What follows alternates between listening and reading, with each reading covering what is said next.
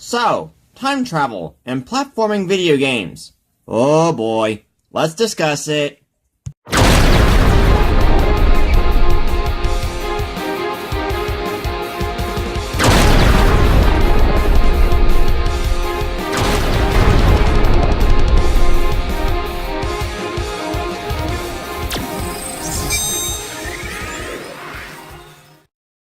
How's it going, everyone? Blueknight here, and today I am back with another overly complicated and confusing video since my Crash and Spyro canon theory video, which I highly recommend checking out, especially if you are a Crash and Spyro fan. The card will be at the top of the screen. Anyways, in today's video, I'll be going over 4 different types or cases of time travel in not just one, but not 2, not 3, but 4 different game franchises. Yes, I'm going all out on this subject, and hopefully I don't lose all my marbles, like Crash Bandicoot, by the time I'm done with this video. So, let's start with the easiest first. Sly Cooper, Thieves in Time. In Sly 4, we have the main villain, Le Paradox, creating paradoxes. Yeah, Sinzaru. Excellent character naming. 10 out of 10. Recommended. Anyways, these paradoxes are caused by capturing Sly's ancestors in the past, thus affecting the future by making pages in the Thievius Raccoonus disappear.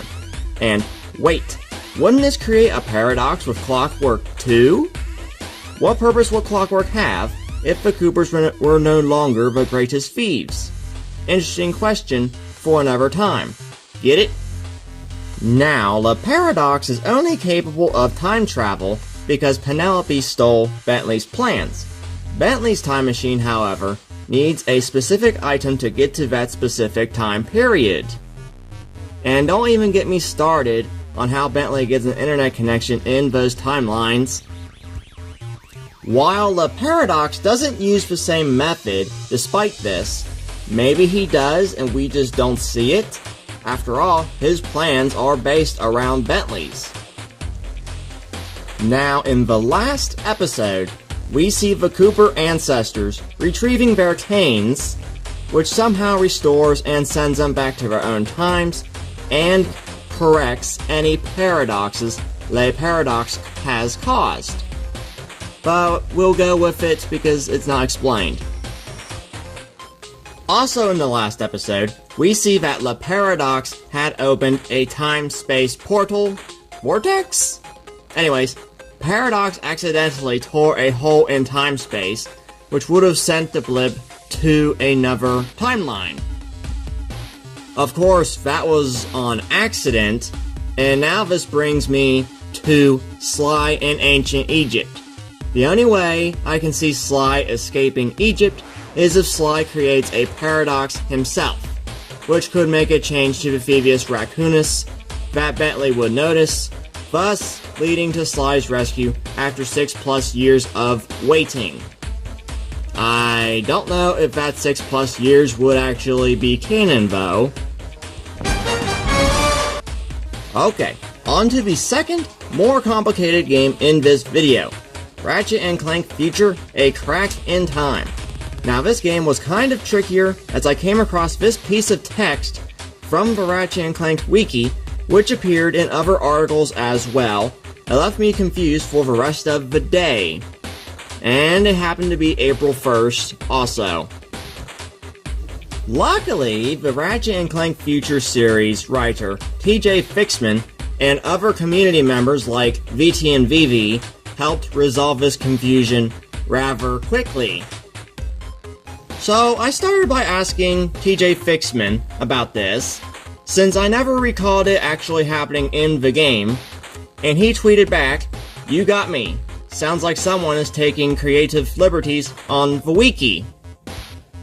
Then I asked him about Pollex's line from Into the Nexus, which directly implies the Great Clock exploded, and also if that implied what the Fongoids caused. And Fixman replied again, saying, "For rifts, yes. but they didn't create the dimension, the Neververse by the way, and I don't consider what happened to the Great Clock exploding. It was damaged, but remained intact. Now, Fixman cleared this up very quickly, but I still had another question after this. Was the damage done by Azimuth or Nefarious? I was leaning more towards Azimuth. And it turns out, so did fellow YouTuber VTNVIVI when starting up the discussion the following morning, saying, I believe the Fongoid's misuse of the time travel caused rifts to appear eons ago. A time comes when Vendra and Neftin arrive in Ratchet's dimension thanks to one of these rifts. Going by their history, the Neververse always existed. The only explosion will be Azimuth in a crack in time. Plus, the Great Clock was constructed in order to fix these time anomalies caused by the Fongoids. How would it explode? Exactly, it couldn't explode. So I'll leave a link in the description to Vivi's main tweet that started this discussion, and I'll also post the link to Vivi's YouTube channel as well, so you can check out some of his great in-depth videos. Anyways, me and Vivi discussed this explosion with the Great Clock and the connection it had with the Neververse for a while, and we came down to two things about Pollux's line in Into the Nexus. One, it was a rumor among the citizens, or two, due to the clock being damaged, with the excessive time fixing it had to endure, that could have caused hiccups. Now, it could have been easily a mixture of both. Now, about it being a rumor, it's not that far out there, considering how much of a secret the clock was in A Crack in Time. Then other characters like Pollux and the Torbot knew about the clock. Now, Ratchet and Clank could have started this rumor to keep others from looking for or finding the clock, which makes sense when you think about it. Okay, I'm going to re-explain this in a more streamlined, easier to understand sort of way.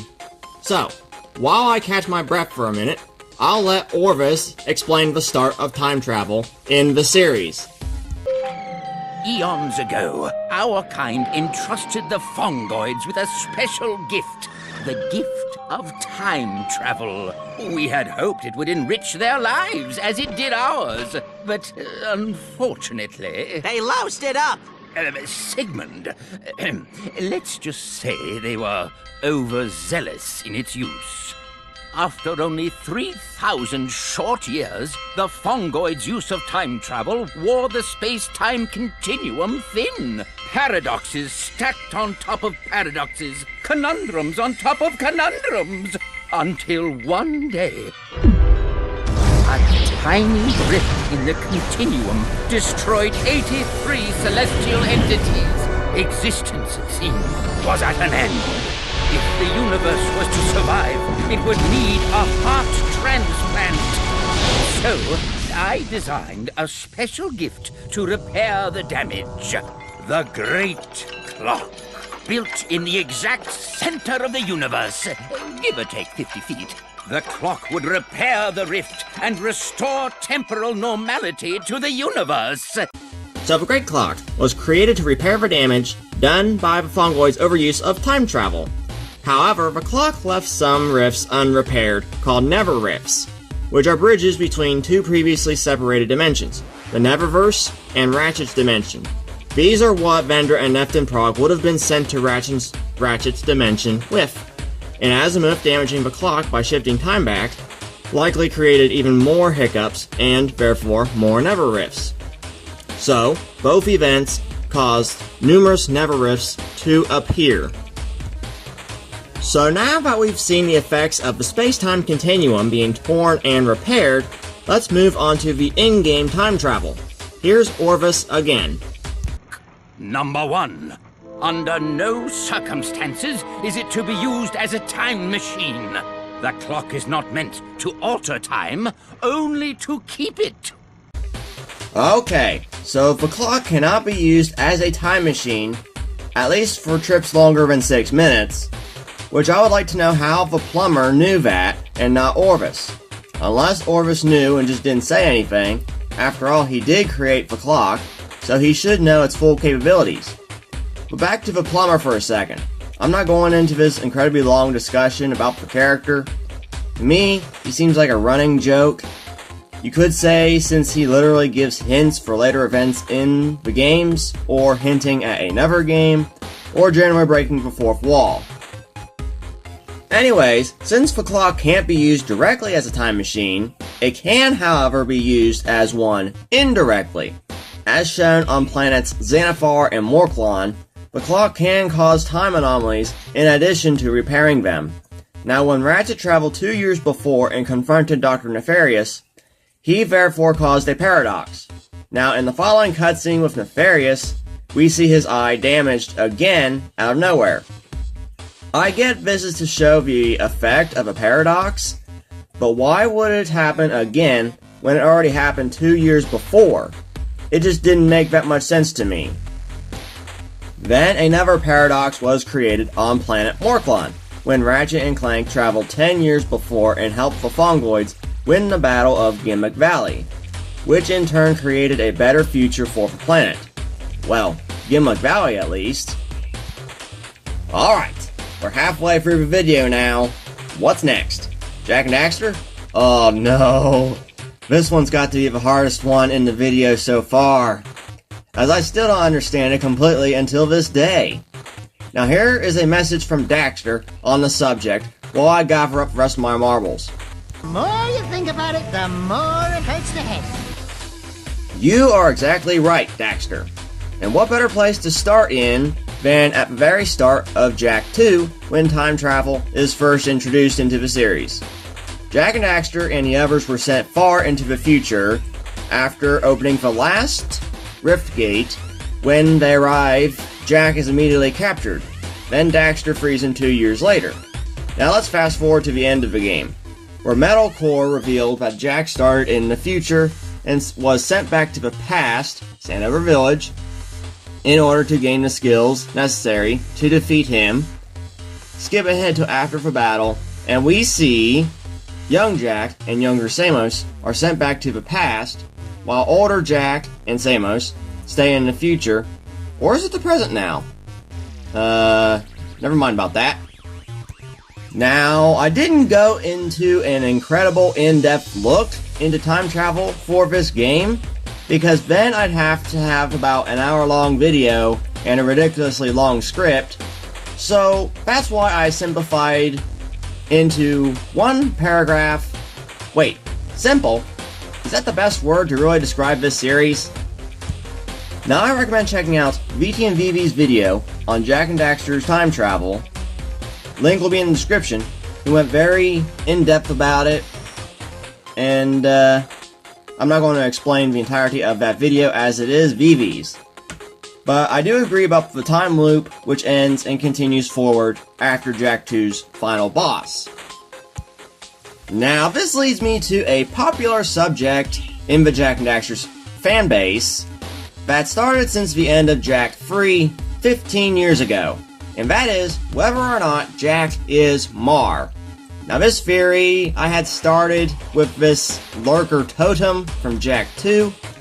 However, I realized this wouldn't add in because this was likely built after Jak's first visit to this area. Now you see the bottom one looks like Daxter, while the others look like an Oracle, a LURKER, and the Baron? I don't know why the LURKERs even bothered carving the Baron into this. Anyways, so this little piece of evidence is thrown completely out the window, as none of these faces match Jak or Mar. Okay, back to the topic. Now, there was a form of time travel in an animated show I seen a long time ago. I'll post it in the comments when I find it. So this form of time travel hasn't been used a lot of anywhere, so I'll explain it in the best way I can. So, let's say if someone was to go to the future. Okay, we'll use Jak in this case. Even though they had already entered the Rift Gate, Jak's younger self would have still been in Sandover Village. progressing as if he never left. So basically, Jak will be progressing in 2 timelines at once. However, I don't think that would be the case, as it doesn't make an entirely lot of sense. As that would mean the younger Jak, before entering into Riftgate in Jak 2, would have been Mar. Again, not likely with all the metalheads that came through the Riftgate, and also all the statues of Mar in Jak 2, don't even have an Otzel associated with the character whatsoever. Now there's another theory, which is far more likely, and makes a ton more sense than mine, and that other YouTubers like VTNVIVI have discussed as well, and that is, Jak is named after Mar, and is also his descendant. Which makes sense, and I can completely agree with this as well. Now, for the most challenging game involving time travel yet. And it's Sonic Generations. Wait, Sonic Generations is the hardest to explain? Really? I mean, the story is so straightforward and simple, how can it be? Oh, no. Crisis City? Well, this just got even more complicated. Okay, I need a moment to count my remaining marbles. 1, 2, 3, 4, 5? I want to say 5. Probably 0 when I'm done with this game. So, we have White Space, a time-traveling plot, and Crisis City. Is there anything else I should know? Wait a second. Blaze is rescued from Crisis City and still remembers it? How? Okay, that's enough questions. Let's get right into it and see if I can find answers to these questions. Starting with the obvious 2006 content. So, Crisis City. I think I changed the name to something else by now. Anyways, it shouldn't even exist in that state, or even have the same enemies. Okay, first off, literally, the only thing that's canon in 2006 is the ending. I'm completely serious. Everything else in the game never even happened. Canonically speaking, well, the game technically did happen. Now, in the ending, Sonic seemed to be affected by temporal immunity, like what was mentioned in Ratchet and Clank Future, A Crack in Time. Wait, a second. Wasn't I supposed to be talking about Crisis City? Eggman mentions that the Time Eater can erase time and space, which he used to replace those failures with success. So I'm guessing that this means more paradoxes, which would damage the space-time continuum. Maybe Eggman should have checked into what happened with the Fungoids first? But how did Crisis City get there, and how did Eggman even remember it? Well, when Classic Tales says this line, when that thing goes through time, it tears space apart, leaving the areas empty and dead, and sticking them in this weird white limbo. this means that all erased time goes to white space, which is a place between dimensions and holds the universe together. So with 2006 events completely erased, it was likely sent here. But wait, when the Sonic speed through time, they completely restore it back, therefore reversing Eggman's successes to failures again. Meaning, Crisis City is possibly restored to the canon and no other 2006 event. Also, there was a cutscene after finishing Crisis City. No idea why it was cut though. With Crisis City out of the way, let's discuss Blaze the Cat. I know there was a ton of confusion on why Sonic and Blaze didn't recognize each other in 2006 after meeting in Sonic Rush. And also, if 2006 took place before or after Rush? Well, we never got an actual explanation on that. Outside of they had amnesia. Really? That was the best thing you can think of? And with 2006's events completely erased from series canon, how is it Blaze the Cat still remembers Crisis City? As usual, I have a theory on this. Since the two Sonics restored Crisis City, and possibly restoring it to the canon as well, then it's likely to restore those memories for the characters involved. Now that's literally the only thing I can think of that actually makes sense. The Time Eater, which I'm not going into a ton of detail with, as I think I already discussed enough, but the only words said in the Time Eater's boss theme are the two words Dominus Tempus, which, when translated from Latin to English, means Master of Time. Need I say more? Now here's a quick summary of everything I just discussed. Number 1. In Slide 4, we see past time travel used, and paradoxes created by, well, the paradox. Number 2. Ratchet and Clank Future, A Crack in Time, showed what happens with overuse and improper use of time travel, which damages the space-time continuum and create dimensional rifts. Number 3. Jak and Daxter's time travel seems very straightforward, but a deeper look proves otherwise, and it's a time loop that does have an end, which is the reset point. Number 4. Sonic Generations takes place in white space, a place between dimensions where not only time doesn't exist, but erased timelines go here as well. They can be restored to a timeline and removing paradoxes, in addition to restoring the canon and character memories associated with those timelines. Anyways guys, this is the end of today's very complicated video. I hope you enjoyed it.